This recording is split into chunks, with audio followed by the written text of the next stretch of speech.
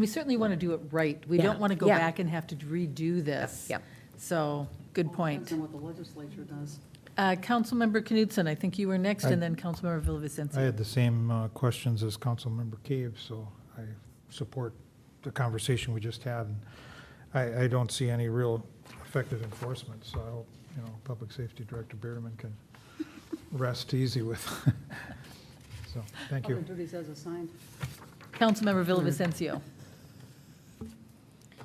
Well, I guess maybe I'm one of those weird people, but I guess it wasn't that surprising to me. It's typical of Minnesota. We have light beer in Minnesota, we have light weed in Minnesota, so, it makes sense. The legislature passed medical marijuana in 2014. They've been talking about gummies and concentrates for years now. I guess from my perspective, I'm not okay with a moratorium. I have spoke to multiple tobacco stores in Maplewood, and many of them have already bought product and are selling it as of now. And so I don't feel that it's fair to the businesses that have already invested in the product, because obviously the product can't just sit on the shelf until the moratorium is over. The other thing is I think licensing makes the most sense. I think that could look a lot of different ways, as Mr. Beatty said. Zoning, I think that could or could not make sense. Doesn't really at this point.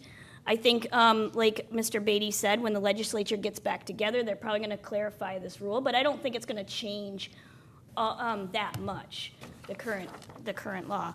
I do, however, have been talking to the League of Minnesota Cities, and I joined their work group on THC. So when I get more information, I'll make sure to share it with everybody here. I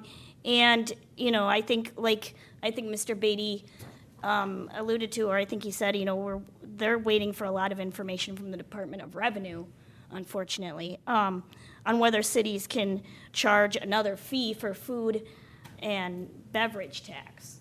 So, if anything, I think this has a potential to make a little bit of money for the city. So, something to keep in mind, too. Thank you. Mr. Beatty, do you want to respond to Councilmember Villavicencio's concerns? Well, Madam Mayor,